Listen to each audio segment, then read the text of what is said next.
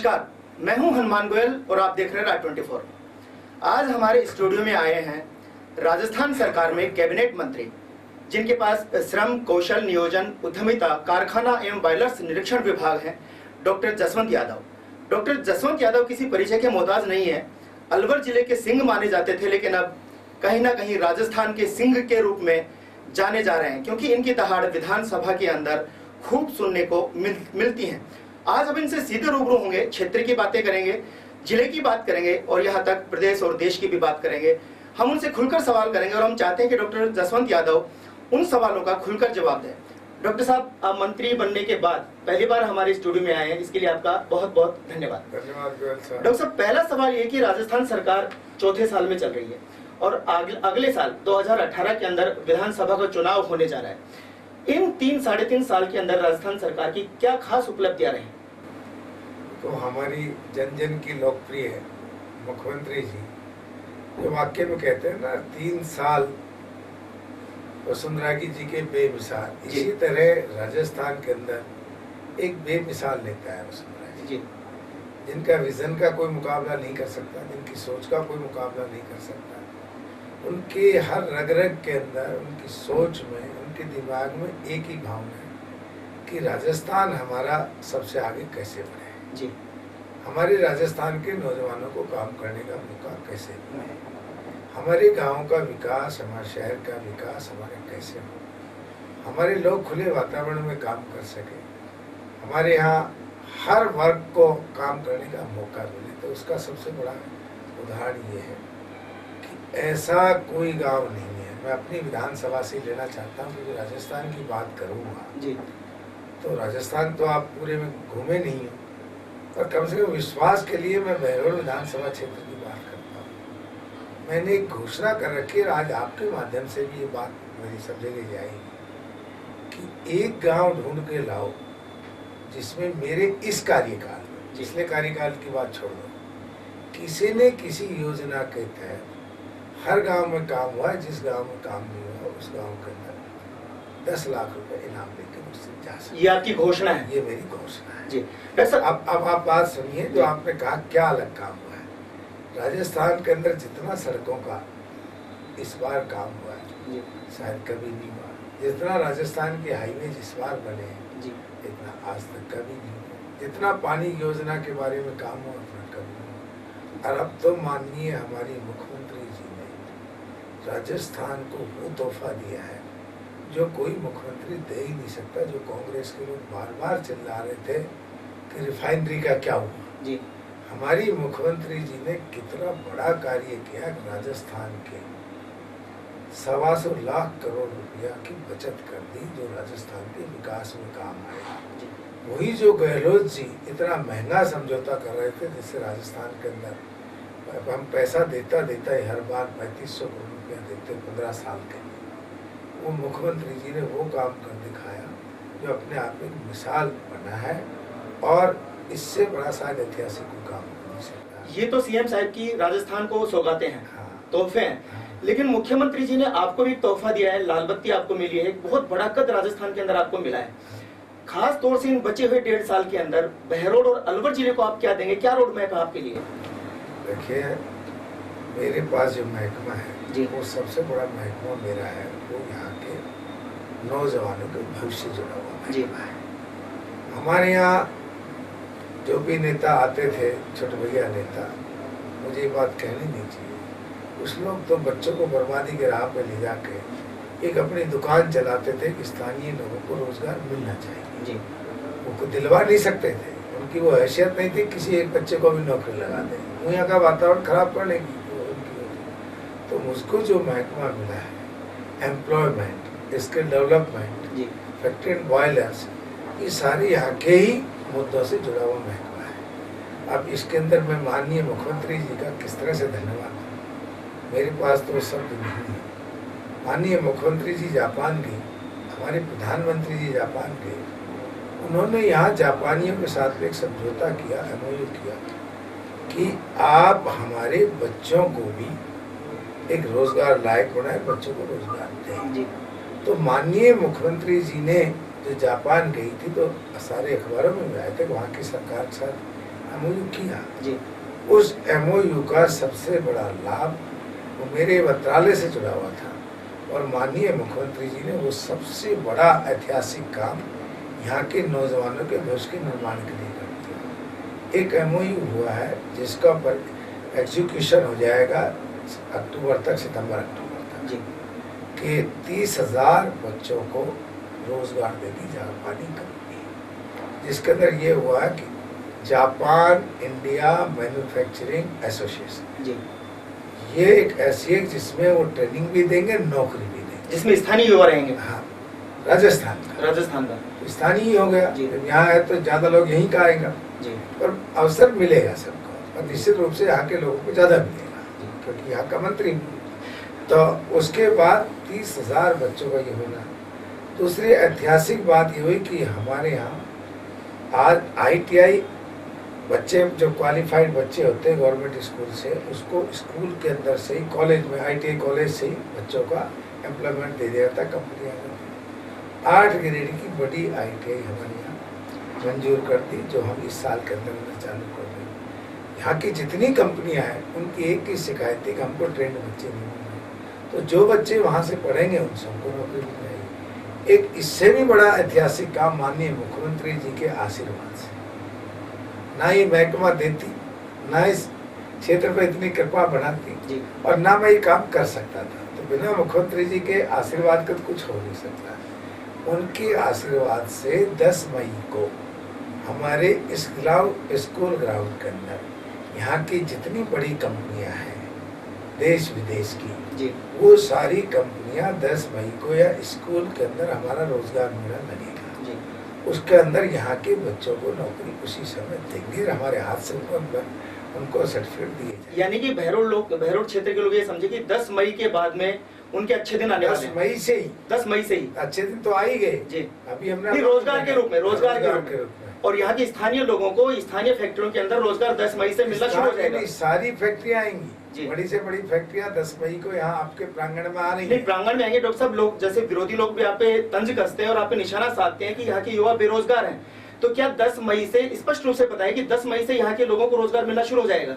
स्पष्ट रोजगार अभी भी मिल रहा है। जी जापानी कंपनियों को छोड़ करके ईमानदारी का आप सर्वे करो, जा करके मुझे वो कंपनी लाओ जी जिस कंपनी के अंदर यहाँ के स्थानीय बच्चे नहीं हो। नहीं हो।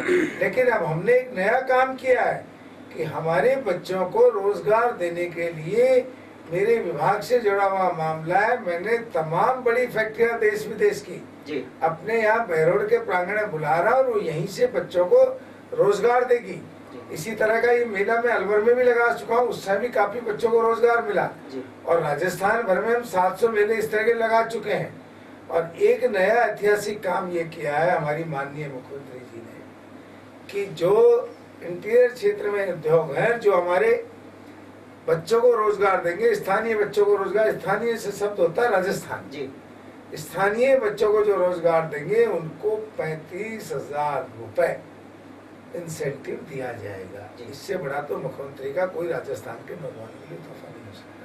तो निश्चित रूप से यहाँ के बच्चे जो फजूल में, एक मुझे कहना भी नहीं चाहिए, मंत्री होते इस तरह के वर्ड भी नहीं होना चाहिए, जिन्हें अद्धा पौवा के अंदर जाके नारे लगाने, उनका तो मेरे पास इलाज है नहीं जी और जो बच्चा नौकरी के लिए, काम के लिए अगर है तो उनमें एक भी बच्चा हमारे यहाँ पर बेरोजगार नहीं रहेगा। ऐसे ऐतिहासिक मैंने 3 काम कर दिए। 10 मई को रोजगार मेला, जापानी कंपनियों से समझौता और ITI आर्ट ट्रेड की खुलना, ये इस तरह इशारा है। डॉक्टर साहब, एक किसानों की समस्या है यहाँ पे बिजली विभाग की तरफ से कि बिजली विभाग किसानों के अनाप शनाप बिल भेजता है, गलत VCR काटता है, क्या आप उनके ऊपर शिकंजा नहीं कर सकते? देखिए, कोई बात कहने से पहले एक एक घर से मैं वाकिफ हूँ। जी माननीय गोयल साहब, हमारी मुख्यमंत्री जी ने ये एक ऐतिहासिक फैसला किया है, जो कोई शायद ही कोई मुख्यमंत्री ऐसा ऐतिहासिक फैसला करता है। जी हमारी विद्युत कंपनियां 80,000 करोड़ के कर्जे में थी जिस दिन हमको सरकार मिली जी और जिस दिन कांग्रेस ने हमको राज दिया, फिर भी उस कंपनी को चलाना ये माननीय मुख्यमंत्री जी का ही करिश्मा है।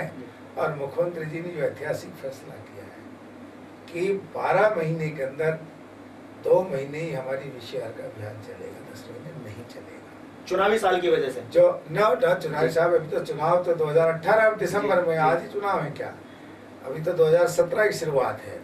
दूसरा, जो किसी ने अगर मान लो अपना पावर बढ़ाने के लिए एप्लीकेशन दे रखी तो उनकी बात तो छोड़ दो जी।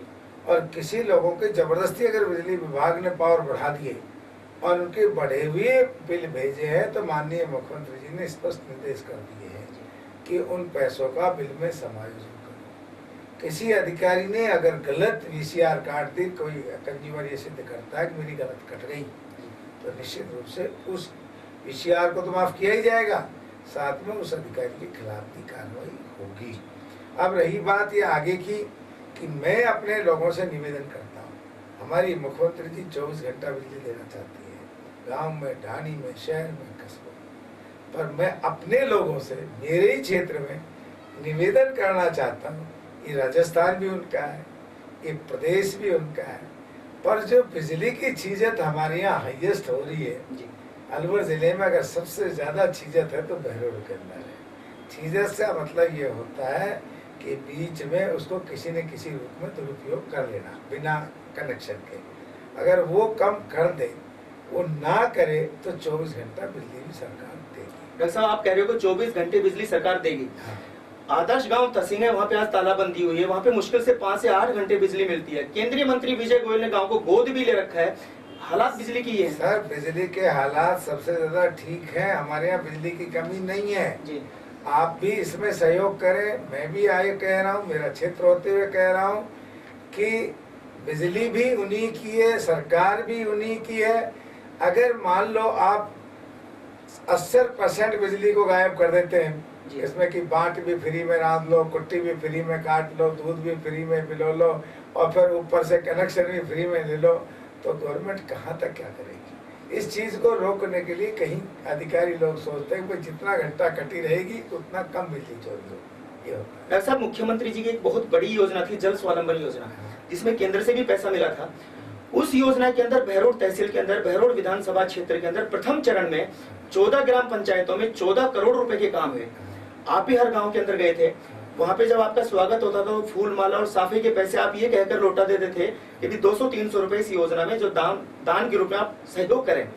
लेकिन उस योजना को अगर आप देखें तो कहीं ना कहीं उसमें बहुत बड़ा लोचा नजर आता है। मान्यवर, देखो सबसे बड़ी घटना क्या है कि इसके अंदर हमारे जनप्रतिनिधियों को भी सही होना पड़ेगा। इसके अंदर गवर्नमेंट इससे ज्यादा क्या कर सकती है कि वहाँ का सेक्रेटरी, वहाँ का सरपंच ये भी ये तस्दीक करके देते थे कि हमारा काम संतुष्टिपूर्ण हुआ, तभी जाकर के फिर उस योजनाओं के साथ साथ जो उनमें से किसी गांव के अंदर टंकी बनाई गई है, किसी गांव में कुट्टी की मशीनें बांटी है, किसी में कुछ किया है, इनके साथ में जोड़िएगा ना। अब जब एक सरपंच ये सेटिस्फाइड हो जाता है कि ये काम मेरा संतुष्टिपूर्वक है, तो सरकार तो अब किसी न किसी को विश्वास करना पड़ेगा। और निश्चित रूप से अगर कोई कमियां रही है, आप मुझे इंगित कर रहे हैं तो मैं उनकी जांच और करा लूंगा और उनको ध्वस्त भी कराऊंगा, और किसी अधिकारी ने कोई काम गलत किया तो उसके खिलाफ कार्रवाई। डॉक्टर साहब, छोटे छोटे 2 उदाहरण है। हमीरपुर के अंदर जोहड़ के ऊपर आपने 10 लाख रुपए की योजना की एक दीवार बनाई थी, सिर्फ उस जोहड़ के अंदर पानी की एक बूंद नहीं, दीवार गिर भी गई।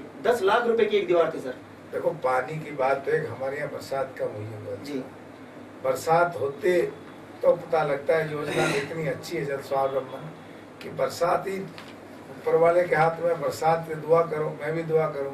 मुख्यमंत्री जी का सपना है बरसात हो, हमारा एक बूंद पानी वो भी हमारे काम आ जाए। तो बरसात आए तो उसके बाद पता लगे और सुधार करें। बगैर बरसात के ही जोहड़ बराबर हो गए, कोई कही नहीं सकता यहाँ पे जोहड़ बने थे। निश्चित रूप से आपकी, क्या आप उनकी समीक्षा करवाएंगे सर? आपकी भावना, हमारी मुख्यमंत्री जी का सबसे बड़ा सपना ही है, और निश्चित रूप से जहाँ आप बता रहे मैं खुद दोबारा फिर जाऊंगा और जहाँ कमियां नजर आए उनकी समीक्षा भी करवाएंगे, और किसी अधिकारी ने अगर गलत किया तो उसके खिलाफ कार्रवाई। डॉक्टर साहब, एक बहुत बड़ी बात है कि डॉक्टर घनश्याम तिवारी जी के स्वर बदले हुए नजर आ रहे हैं राजस्थान के अंदर, और अरविंद केजरीवाल ने घोषणा की है कि वो 200 विधानसभा सीट के ऊपर 2018 के विधानसभा चुनाव में चुनाव लड़ेंगे। क्या इससे भाजपा को कहीं ना कहीं कुछ कमजोरी महसूस हो रही है? तो अरविंद केजरीवाल तो एक हवा का झोंका था जी। गलती से झंकड़ आ गया, हमेशा झंकड़ थोड़ी आता है। दिल्ली में नगर निगम में ही पता लग जाएगा, उसको पंजाब में पता लग गया, वो पंजाब में भी मुख्यमंत्री बन लिया होगा, यहाँ उसको एक सीट नहीं मिल सकती, उसको हम लोग तो कोई अपना किसी लेवल पे मान नहीं देंगे। डॉक्टर साहब, जब आप इससे पूर्व योजना में विधायक थे और कांग्रेस की राजस्थान के अंदर सरकार थी, आप हर मन से कहा करते थे कि बहरोड को मैं 10 मिनट के अंदर जिला बना दूंगा। 4 साल गुजरने को है, आप मंत्री भी हैं, श्रम मंत्री हैं, और ये बजट भी निकल गया, अब तक जिला नहीं बना। यहाँ मैं मजबूती के साथ अभी वही बात दोहरा रहा हूँ जो मैं कल कह रहा था जी। जिला की घोषणा किसी एक जगह के लिए नहीं होती, जिला की घोषणा पूरे राजस्थान के लिए होती है। अगर राजस्थान में कहीं भी जिला बनेगा तो निश्चित रूप से बहरोड सबसे पहले बनेगा। ये माननीय मुख्यमंत्री जी का बहुत बड़ा फैसला होता है, इसमें बहुत बड़े बजट की जरूरत होती है। जिस तरह से गहलोत पूरे हमारी सरकार का देखे गया दिवाला निकाल के गया था इस राजस्थान का, वो दिवाले के अंदर संभव नहीं है कि जिले बनाए जा सके। जिला अगर कहीं बन गया हो और फिर हमारा जिला नहीं बनता तो आप मुझे कह सकते थे, अगर एक भी जिला नहीं बना तो उसमें कोई बहरोड तो अलग है नहीं। और निश्चित रूप हमने जिले से ज्यादा हमारे लिए महत्वपूर्ण है यहाँ के बच्चों को रोजगार, और उसमें हम कामयाब हो गए। जी, तो क्या लोग उम्मीद रखें कि अगले साल तक बहरोड जिला बनेगा? मैं ये नहीं कह सकता, मैं ये कह सकता हूँ राजस्थान में कोई जिला बनेगा तो सबसे पहले हमारी मुख्यमंत्री जी का आशीर्वाद है, निश्चित रूप से हमारी मांग है और सबसे पहले हम उसमें कामयाब। डॉक्टर साहब, एक आपका निजी सवाल है, आपने बहुत से नेताओं को प्रधान बनाया, जिला प्रमुख बनाया, विधायक बनाया, और वही लोग बाद में आपको काटने को दौड़ते हैं। ये आपकी कमी है या आपकी किस्मत खराब है? नहीं, ना तो मेरी कमी है ना मेरी किस्मत खराब है जी। मैं जिसको बनाता हूँ उसको आगे बढ़ाने के लिए बनाता हूँ कि वो आगे बढ़े, अपने क्षेत्र में आगे बढ़ते चले जाए। तो मैं खुद ही उनको फ्री हैंड कर देता हूँ, आप अपना रास्ता चुनो और आगे बढ़ने का काम करो। और वही लोग आपके सामने चुनौतियां खड़ी करते हैं। मेरे लिए चुनौतियां आज तक कोई बना ही नहीं है जी। वो 4 दिन के लिए कोई चुनौती बनना चाहे तो चुनौती आज तक तो कोई बन नहीं पाया है। और मुझको तो माँ देवी का और माननीय मुख्यमंत्री वसुंधरा जी का ऐसा आशीर्वाद है कि कोई फालतू का नेता ना तो मेरे साथ टिका न टिकेगा। सर, कुछ लोग आप पे आरोप लगाते हैं कि आप अपने कार्यकर्ताओं के हर सुख में, दुख में, हारी में, बीमारी में, ब्याह शादी में, जन्म मरण में, भात छूछक में जाते हैं। और लोग यहाँ तक भी कहते हैं जब कोई भैंस ब्याती है तो भी डॉक्टर जसवंत यादव नाश्ते मिल जाते हैं। देखो, मेरा अगर बस चले ना, अब मैं मंत्री बनाऊं, मुझे मंत्री बनने का मेरा मन भी था और मैंने चुनाव में इस बात पर लड़ा था कि मैं 2 बात कहता था। एक तो ये कहता था कि राजस्थान की मुख्यमंत्री वसुंधरा जी बनेगी, वो बात तो सत्य हो गई थी। एक मैं कहता था कि मैं बड़ा मंत्री बनूंगा, तो मैं मंत्री बना नहीं था तो पर मेरा मन था कि मैं मंत्री बनूं। और आज जब मैं मंत्री बना तो जो मुझे समय कम मिलता है ना, इससे मेरी आत्मा दुखी होती है। मेरा बस चले तो मैं भैंस की तो बात छोड़ दो, अगर उनके भैंस के पाडे को भी बुखार आ जाए तो भी मैं लोगों के दुख सुख में शामिल होने के लिए कार्यकर्ताओं को नहीं छोड़ेंगे ना, कतई नहीं छोड़ूंगा। डॉक्टर साहब, आप जब इतनी बातें कह रहे हैं, आप अपने हाथ से अपने पिताजी को चाय पिलाते हैं सुबह सुबह? ईमानदारी से पिलाता हूं। क्या एक तो बनावटी बात नहीं है, कुछ लोग तो राजनीतिक दृष्टि से इस बात कहते हैं, पर आप कभी भी आके देख लेना, सुबह कभी भी आप 5 बजे टेलीफोन मिला लेना, मेरा टेलीफोन में खड़ा मिलूंगा और मेरा पहला नैतिक धर्म है 3 चाय बनाता हूँ। समय निकालते हैं आप? हाँ, एक मेरे लिए बनाता हूँ, एक मेरी पत्नी के लिए बनाता हूँ और एक मेरे पिताजी के लिए। तो पिताजी को और पत्नी को मेरे हाथ से मैं चाय देता हूँ। इसको कोई अच्छा कहे या बुरा कहे, पर मेरी हैबिट में पहले मेरी माँ थी तो मैं अपनी माँ को भी देता हूँ। डॉक्टर साहब, आपके अंदर और डॉक्टर रोहितास के अंदर कड़वाहट कब तक बनी रहेगी? सर, मेरे रोहतास मेरा बड़ा भाई है, मेरी उनकी कोई कड़वाहट ही नहीं है। मेरी गलती है कि मैं सत्यता को कहना चाहता हूँ, सत्यता ही सच होती है। अब मैं आपके स्टूडियो में बैठा तो सत्यता बैठा हूँ, अगर मैं स्टूडियो में बैठा नहीं फिर कहूँ मैं एक स्टूडियो में बैठा हूँ तो असत्य है। तो मेरे डॉक्टर रोहतास को मैं एक सगे बड़े भाई के रूप में आदर देता हूँ, मेरे उनका कोई कड़वाहट नहीं है। मैं उनका छोटा भाई होने के नाते कभी कभी अपनी बात को उनसे कहता हूँ कि जिससे सही रास्ता हमें निकल सके। लेकिन वो आपको खुली चुनौती दे गए बहरोड के ग्राउंड के अंदर कि बहरोड का अगला विधायक स्थानीय होगा और जो बाहर के लोग हैं उनको हम चुनाव नहीं लड़ने देंगे। देखो, मैंने कहा ना, मेरे वो बड़े भाई हैं, मैं जो वो कहते हैं मेरे अच्छे के लिए कहते हैं।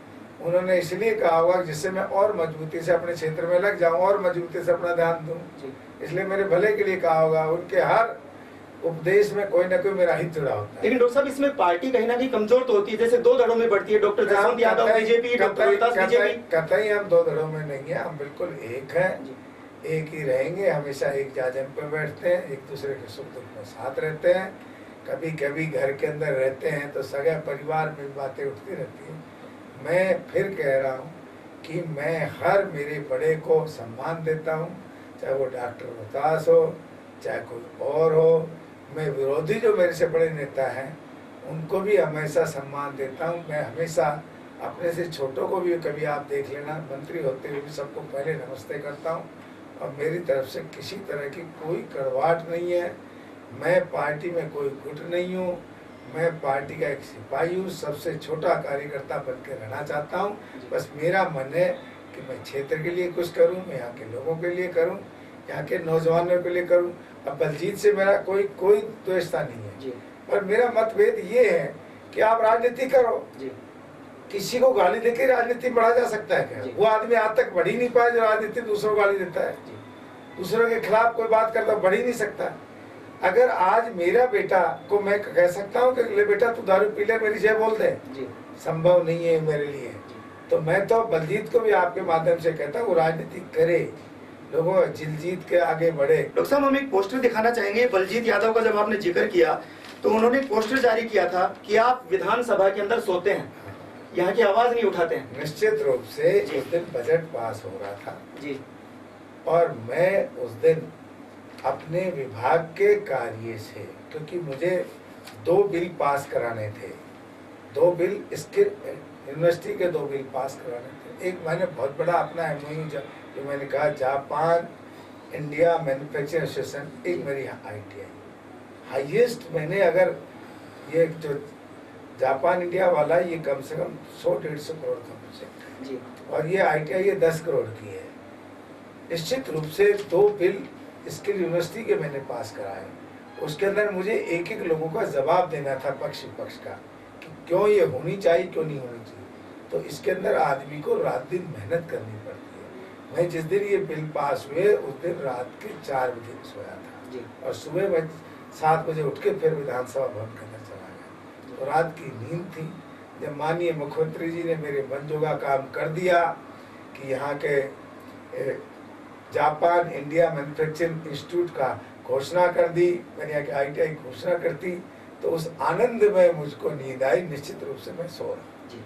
आप मानते कि आप सोए थे विधानसभा में? मैं मानता हूँ, मेरी आंख लगी, पर वो मैं जानता था कि ये मेरे लिए अच्छा नहीं है, मुझे नहीं करना चाहिए था। पर ये कोई बड़ा इश्यू नहीं है, ये कोई इतना बड़ा इश्यू नहीं है। तो सर, जब कुछ लोग, कुछ नेता आपको भारी मानते हैं, तो महंत चांदनाथ जी हैं, रामहेत यादव जी हैं, बढ़ाना जी हैं, यहाँ तक रोहतास शर्मा जी हैं, टीकाराम जूली हैं, ये भी सभी बाहर से चुनाव लड़ते हैं। क्या उनको घर बैठ जाना चाहिए? मुझे नहीं पता बाहरी और भीतरी क्या होता है जी, मुझे अभी तक इस बात का तो समझ में आया नहीं जी। कल मेरे पुरखे ये पूरा जानता है, इसकी अगर जांच भी की जाए, इसके लिए जांच दल भी बैठाया जाए, तो हमने पैदा होने के बाद अगर सबसे पहले कोई नाम सुना था तो बहरोड़ का सुना। क्यों सुना था? कि जब हमारे यहाँ कोई भी फंक्शन होता है, या तो हमारे जब कोई बच्चा पैदा होता है, या जातीय जो गोत्र की मेल की जाती है, या कोई बुजुर्ग आदमी जब उसका बार किया जाए तो जीवन वार की जाती है, सबसे पहले आदमी गोतियों को बुलाता है। तो हमारे यहाँ बहरोड़ वालों को सबसे पहले बुलाया जाता था। हम पूछते थे कि बहरोड़ क्यों बुलाया गया, तो बताते थे कि हमारा जन्म, हमारा निकास, हमारा ओरिजिन जो कुछ है वो बहरोड़ से, इसलिए आप यहाँ के स्थानीय हैं। अगर गए कुछ दिनों के लिए और वापस अपने कर्म भूमि, जन्म भूमि में आ गए, तो ये तो कोई परायापन नहीं है। लेकिन डॉक्टर साहब, अगर कांग्रेसी ये आरोप लगाएं तो बात जमती है, लेकिन अपने ही लोग ये आरोप लगाए तो पार्टी कहीं ना कहीं कमजोर होती है। सर, लगाते लगाते बेचारे थक लिए होंगे। अमेरिका में रहने वाले को भी 10 साल वीजा मिल जाता है, मुझे तो यह जिंदगी हो गई। सबसे ज्यादा जब जलापुर बढ़ा तो मेरा आत्मीयता थी, तो हाईएस्ट अगर मैंने काम किया जलापुर था तो बहरोड़ में काम किया। सांसद था तो सबसे ज्यादा बहरोड़ के गाँव में काम किया। मेरी धर्म पत्नी जलापुर बनी तो सबसे ज्यादा बहरोड़ में काम किया। कोई मैंने अपना कोई भी मन्नत मांगी, सबसे पहले जिलानी माता की भोग दी, जिलानी माता का प्रसाद चढ़ाया। तो अब 20 साल में भी अगर मुझे वापस नागरिकता नहीं मिली, तो मेरे बुजुर्ग अगर चले गए और मैं अपने घर में वापस आ गया, तो ये कहने वाले मूर्खों को संदेश देना चाहता हूँ कि तुम मूर्खता के काम कर रहे हो। जनता ने तो मुझे स्वीकार कर लिया, अपना लाडला बेटा, अपना भाई मान लिया, वो ऐसे ही रोते रहेंगे, चलते। डॉक्टर साहब, हर पिता की इच्छा होती है कि उसका बेटा उसे 21 काम करे, क्या आने वाले चुनाव में मोहित यादव चुनाव लड़ेंगे, क्योंकि अब आप मंत्री हैं? देखो, मैं निश्चित रूप से कह सकता हूँ जी। कि मोहित ये सच्चाई है। जी। एक तो नेता अपनी बात को झूठ बोल के सत्य करवाना चाहता है। ये अगर कोई भी पढ़ा लिखा है इंटरनेट पर देख सकता है, आप भी देख सकते हो। मोहित ने यूनिवर्सिटी ऑफ शिकागो से फाइनेंस के अंदर MBA किया, जो वर्ल्ड की नंबर 1 है, और जो 90 लोग जिसमें से नोबेल प्राइज विजेता है, जिसमें अभी ये गवर्नर थे, वो वहाँ मोहित के प्रोफेसर थे, रंगराजन। मैं भी वहाँ गया हूँ, तो वहाँ बहुत टैलेंटेड आदमी को ही एडमिशन मिल सकता है जी। उसके बाद में उसने अपने टैलेंट में, किसी अप्रोच या उस पर नहीं मिल सकता, किसी पैसे के बल पे नहीं मिल सकता, अपने टैलेंट पे उसने हार्वर्ड के अंदर एडमिशन लिया। वो इतना पढ़ा लिखा लड़का है, वो अपना ऊंच नहीं जानता है। और जो इस तरह के पढ़े लिखे बच्चे होते हैं, वो रेस्पेक्ट तो पिता की करते हैं, पर अपने उनके निजी सिद्धांत होते हैं। वो जिस तरह का मुझे आचरण लग रहा है, निश्चित रूप से वो राजनीति के अंदर आ सकता है, और ऐसे बच्चों को आना चाहिए। इतने हाईली क्वालिफाइड बच्चे आते हैं तो हमारी राजनीति को नई दशा मिलेगी। अब वो आएगा कैसे, उसको पता है। जवाब इस बात का वो ही दे सकता है कि कैसे आएगा, किस पार्टी से आएगा, क्या उसका कार्य क्षेत्र रहेगा, ये वही जान सकता है। मैं इस बारे में कभी उससे बात करता नहीं हूँ, पर निश्चित रूप मुझे ऐसा लगता है कि वो राजनीतिक पदार्पण करेगा। मुंडावर या तिजारा से? ये तो मुझे पता नहीं है कि वो बहरोड से लड़े, मुंडावर से लड़े, किससे लड़े कि नहीं लड़े, राजनीति ज्वाइन करेंगे। अभी तक वो किसी भी पार्टी का सदस्य नहीं है। मेरा बस चलेगा, अगर मेरा आदेश मानेगा तो मैं निश्चित कहूँगा वो भारतीय जनता पार्टी का सदस्य बने, भारतीय जनता पार्टी चुनाव लड़े। और मेरा नहीं मानता है, वो कहता है कि मैं तो अपने, मेरे विचार हैं, अपना मेरा भविष्य है, तो ऐसा तो हर घर में होता है। जवान बच्चा को दबाया नहीं जा सकता, उसको समझाया जा सकता है। अब उसे समझ में आ गया तो बीजेपी से लड़ेगा, उसकी समझ में नहीं आया तो उसका दिल करे उससे लड़ेगा। चुनाव लड़ेगा? चुनाव मुझे लगता है लड़ेगा, क्योंकि वो अपना ऑन इनकम कर रहा है, ऑन उसके अपना कार्य क्षेत्र है, अपनी ऑन इंडस्ट्री लगा रखी है, ऑन एजेंसी, और मेरे पर वो डिपेंडेंट नहीं है। मैं रहता हूँ अलवर में, वो रहता है दिल्ली में। अब वो अपना क्या फैसला लेता है, पर मेरा बस चला तो मैं समर्पित हूँ माननीय मुख्यमंत्री जी हमारी वसुंधरा जी के लिए, बीजेपी के लिए। अगर मेरे बस चला तो निश्चित उसको बीजेपी में लाऊंगा। अगर वो मेरे कहे कि मैं आपकी बात को नहीं मानता, मेरा अपना सिद्धांत है, तो उसका जो चाहे जो बिल्कुल। डॉक्टर साहब, आपके अंदर काम करने और करवाने की बहुत जबरदस्त क्षमता है। स्वर्गीय रामदास अग्रवाल जी से आपने करोड़ों के काम क्षेत्र में करवाए, बड़डोल के अंदर करवाए, विजय गोयल को आप लेके आए और यहाँ से करोड़ों के काम करवाए। आने वाले 1.5 साल के अंदर आपका क्या सपना है कि बहरोड को आप क्या बनाना चाहते हैं?